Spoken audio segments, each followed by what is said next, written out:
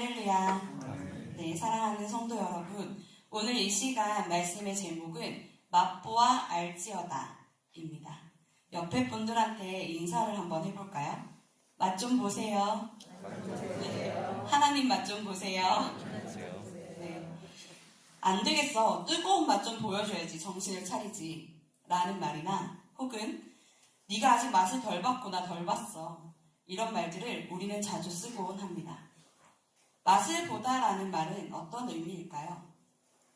사실 진짜 맛을 보는 건 살짝 간을 보는 것인데 우리는 맛 좀 보다라는 말을 살짝 발을 담궈보는 의미로 사용하지 않습니다. 저는 맛 좀 본 남편과 함께 살고 있는데요. 저희 남편은 성향이 워낙 온순하고 평온한 편이어서 굉장히 좋은 것도 너무 싫은 것도 없는 사람입니다. 그래서 감정의 요동이 없어서 저처럼 감정이 요동하는 사람과 함께 살기 참 좋은 사람이긴 하지만 좀 재미가 없는 편이긴 해요. 고등학교 시절 일기장을 우연히 발견했는데 거기에도 매일매일 똑같은 일상만 적혀있고 어떤 것도 감정의 요동이 느껴지지 않더라고요. 근데 제가 딱 한 문장을 발견했습니다. 너무너무너무 재미있었다. 우리 남편은 너무라는 말을 쓰지 않아요. 쓸 일이 잘 없거든요. 근데 너무를 3번이나 붙인 일이 있는 겁니다. 그래서 봤더니 바로 우리 남편이 맛 좀 봤던 것은 컴퓨터로 하는 게임이었어요. 삼국지 게임이었습니다.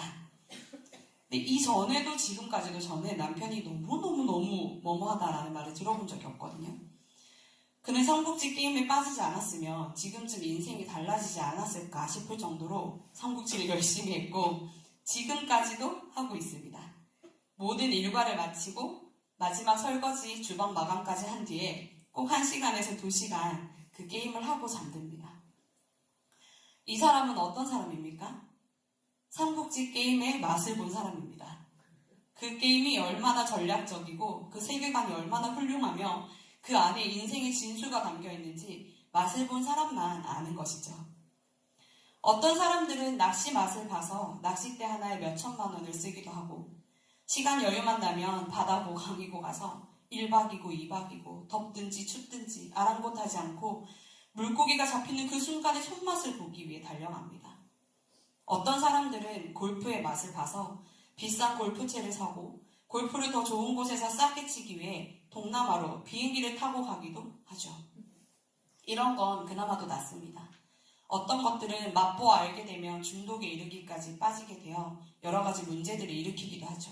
술, 담배, 마약, 음란물, 도박 등등이 그렇습니다. 또 한편으로는 선한 일들도 마찬가지입니다. 한번 기부를 하거나 봉사를 한 사람들은 계속해서 하게 됩니다. 그 일이 주는 기쁨과 보람을 맛보았기 때문입니다. 사람에게는 어떻습니까? 우리가 누군가를 사랑하게 되면 나의 모든 것을 주지 못해 안타까운 마음을 가지게 됩니다. 그 사람과의 사랑의 관계를 맛보게 되면 세상은 간 곳 없고 너만 보이게 됩니다. 내 시간도 돈도 모든 가진 것을 다 바쳐 한 사람을 사랑하는 데 쓰게 됩니다. 2시간이 걸려도 집에 데려다주고 헤어지기 싫어 다시 또 반대로 데려다주는 바보 같은 일에도 기꺼이 시간과 에너지를 쏟게 되고 끼니를 굶고 아르바이트를 해서라도 그 사람이 기뻐할 선물을 사기도 하죠.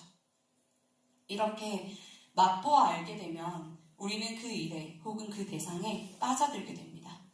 나의 시간을 기꺼이 들이고 나의 돈을 투자하고 나의 에너지를 모조리 써버리게 되죠. 그러면 만약 우리가 하나님을 맛보아 알게 되면 어떻게 될까요? 성경에는 하나님을 맛보아 알게 된 혹은 예수님을 만나 그분을 맛보아 알게 된 자들이 어떻게 하는지 많이 나와 있습니다. 마태복음 26장에는 한 여인이 나옵니다. 이 여인이 결혼을 꿈꾸며 오랜 기간 모아온 자신의 전 재산에 해당하는 그 향유 옥합을 가지고 나와서 식사하시는 예수님의 머리에 붓습니다. 이 향유 옥합은 방금 말씀드렸듯이 이 여인이 정말 오랜 시간 동안 여인으로서 경제적 활동을 할 수 없고 오랜 기근과 전쟁 때문에 남편을 잃었거나 혹은 책임져 줄 남자가 집안에 없는 경우에는 더더욱 자신의 모든 희생과 헌신과 여러 가지 고생과 정말 인격적인 대우를 받지 못하는 그 모든 상황에서 긁어 모으고 모았던 귀한 향유가 그 안에 들어있습니다. 그것은 그 여인의 지난했던 정말 과거의 그 고생스러웠던 과거일 수도 있고 그 여인의 미래일 수 있으며 그 여인의 전부일 수 있습니다. 그 여인이 향유옥합을 예수님께 부었을 때 제자들이 보고 분개하여 말합니다. 무슨 의도로 이것을 허비하느냐 하고요. 그런데 예수님께서 말씀하십니다. 그가 나를 위해 좋은 일을 하였다 하고요. 하나님을 맛보아 알게 되면 하나님을 위해 우리는 허비하게 됩니다. 내 시간을 허비하고 내 물질을 허비하고 내 에너지를 허비하게 됩니다. 바울은 자신의 지식, 사회적 지위와 명예, 권력 등 모든 것을 다 배설물로 여기고 자신의 모든 삶과 목숨까지도 하나님을 위해 허비하였습니다. 복음을 전하는 일에 모든 것을 허비하였습니다. 어떻게 그렇게 할 수 있었을까요? 하나님을 맛보아 알았기 때문입니다. 지난주 수요일 학구망 회의를 하는데 한 목사님이 그런 말씀을 하셨습니다. 다윗이 밧세바를 취하고 자신의 충직한 신하를 결국 죽게 만들었을 때 나단 선지자가 그에게 나와 하나님께서 하시는 말씀을 전하고 죄를 깨닫게 합니다.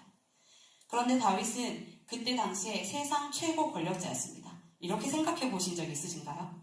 저는 다윗이 하나님 앞에 하나님을 사랑하기 때문에 회개할 수 있었다 정도로만 이해하고 대단하고 이렇게 생각을 했었거든요. 근데 세상 최고 권력자였어요. 누가 감히 잘못을 따질 수 있겠으며 사실은 쉬쉬하고 일어난 그 일에 대해 아는 사람도 많지 않았기 때문에 조용히 덮을 수 있었을 것입니다. 아는 몇몇 사람은 사실 쥐도 새도 모르게 처리될 수도 있었겠죠. 세상 사람들이 볼 때는 멋있는 모습이었을 것 같습니다. 죽어버린 충성된 사랑하고 아끼는 신하를 위해 그 아내를 책임져주는 모습이 그 나라의 관습에 따라 아마 아름다운 모습으로 비춰졌을 것이라고 하셨습니다. 그러나 다윗은 나단 선지자를 통하여 말씀하시는 하나님의 말씀을 듣자마자 죄를 인정하고 하나님 앞에 회개합니다. 그의 회개는 시편 51편을 보면 절절하게 쓰여져 있습니다. 다윗이 그렇게 할 수 있었던 이유는 하나님을 맛보아 알았고 하나님과의 관계를 맛보아 알았기 때문입니다. 자신의 실수가 흉악한 죄가 세상에 드러나는 것보다 수많은 사람들에게 손가락질 받는 것보다 하나님께 버림받고 하나님과의 관계가 끊어지는 것이 참을 수 없는 큰 두려움이기에 바로 회개할 수 있었던 것입니다. 사랑하는 성도 여러분, 우리도 하나님을 맛보아 알아야 합니다. 그냥 머리로 아는 것이 아니라 간만 보고 오늘은 국이 짜구나 싱겁구나 아는 정도의 아는 것 말고 정말로 하나님을 맛보아 알기를 소원합니다. 그런데 그냥 하나님이 아니고 오늘 본문 말씀에 여호와의 선하심을 맛보아 알지어다 라고 합니다. 그렇다면 하나님의 선하심은 무엇입니까? 우리는 선하다고 하면 착한 것을 떠올리곤 합니다.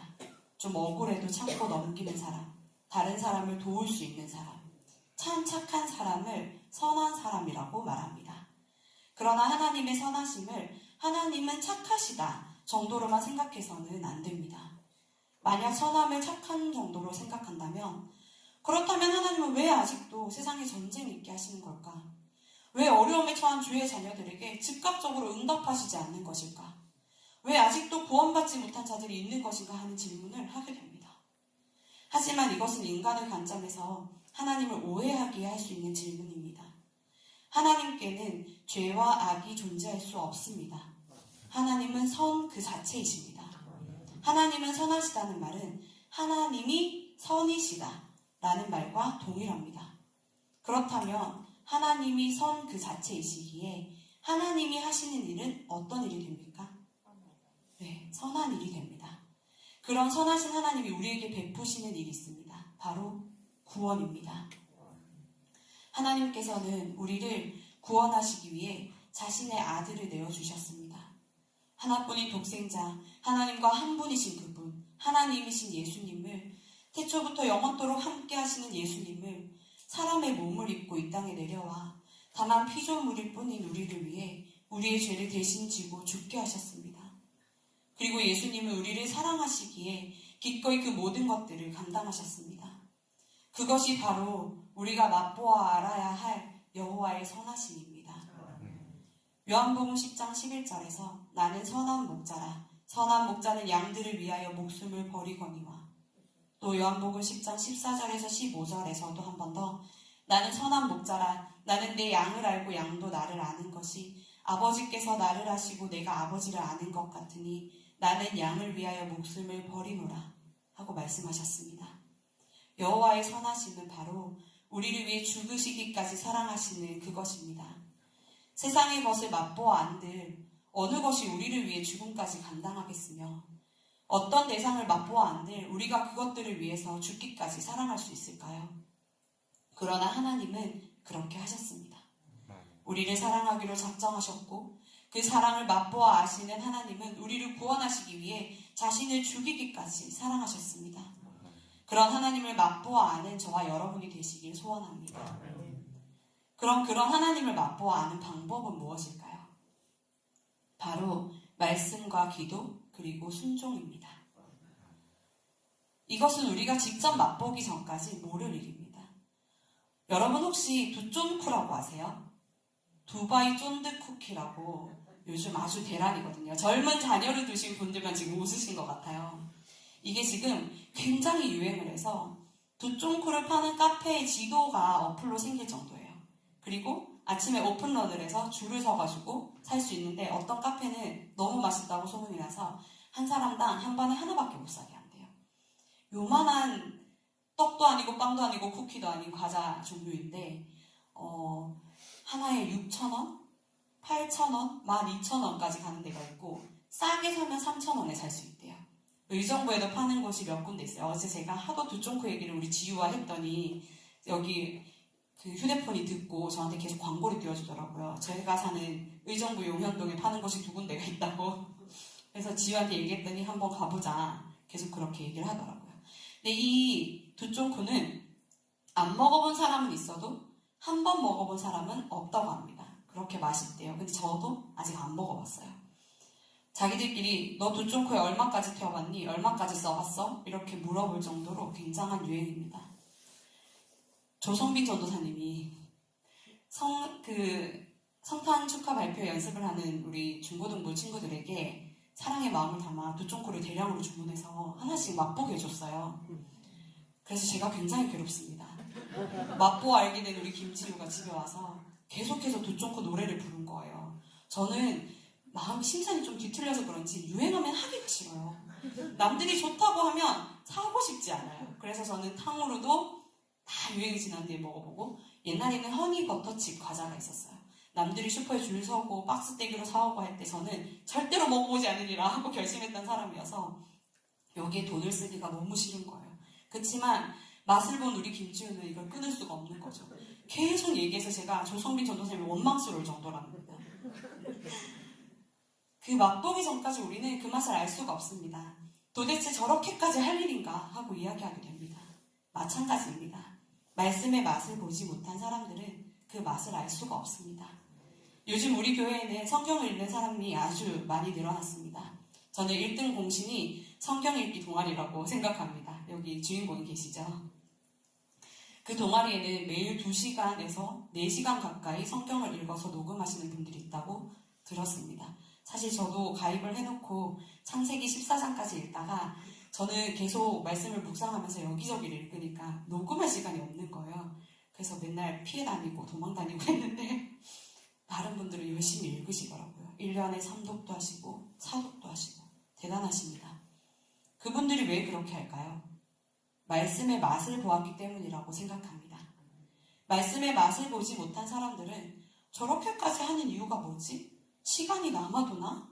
라고 할지 모르지만 그분들은 아시는 거죠. 말씀을 읽는 가운데 주시는 그 기쁨과 평안과 하나님을 알아가는 그 감격을 말입니다. 기도도 마찬가지입니다. 기도의 맛을 보게 되면 기도의 자리에 끊임없이 나아오게 됩니다.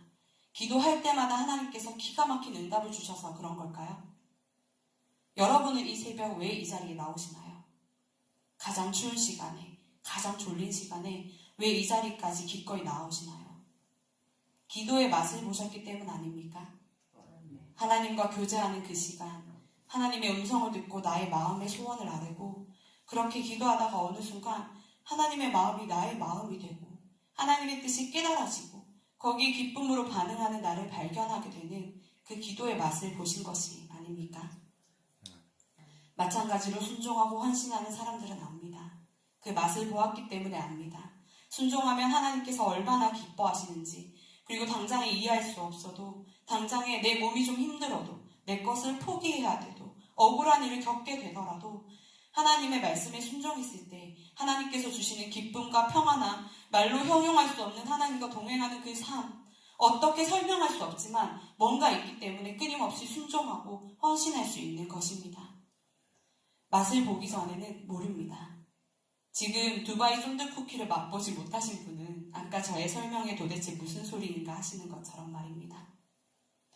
그래서 저는 저와 여러분이 정말로 하나님의 선하심을 맛보아 알기를 소원합니다. 낙심치 말고 끝까지 그 맛을 볼 때까지 기도할 수 있기를 소원합니다. 이해되지 않아도 지혜를 구하며 끊임없이 말씀을 읽을 수 있기를 소원합니다.